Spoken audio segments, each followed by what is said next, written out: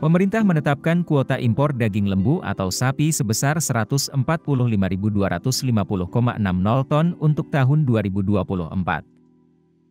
Kuota impor itu merujuk pada hasil Rakortas 13 Desember 2023 soal penetapan kebutuhan impor daging lembu untuk konsumsi reguler yang disepakati dalam neraca komoditas daging lembu adalah 145.251 ton. Secara terperinci, mekanisme penghitungan ulang alokasi volume per kode HS per perusahaan terbagi ke dalam 4 tahap.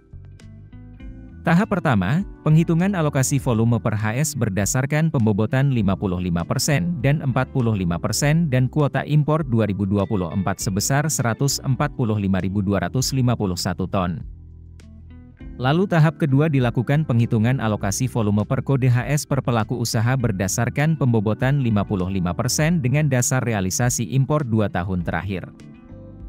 Tahap ketiga dilanjutkan dengan penghitungan alokasi volume per kode HS per pelaku usaha berdasarkan pembobotan 45% terhadap pengajuan kebutuhan 2024.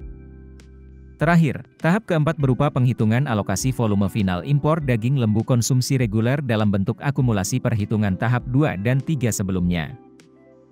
Jadi hasil penghitungan ulang volume impor daging lembu konsumsi reguler 2024 sebesar 145.250,60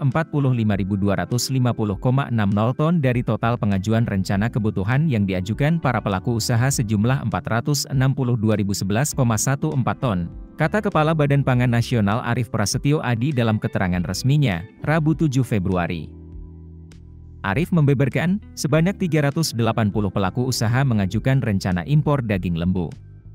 Hal itu tentunya agar demi pelaksanaan importasi yang selalu terukur dan sesuai kebutuhan. Ini karena utamanya dalam penghitungan dan penyusunan neraca komoditas, kita harus mengutamakan produksi dalam negeri. Namun pada saat kebutuhan nasional tidak bisa terpenuhi bersumber dari dalam negeri, terpaksa kita lakukan importasi, ungkapnya.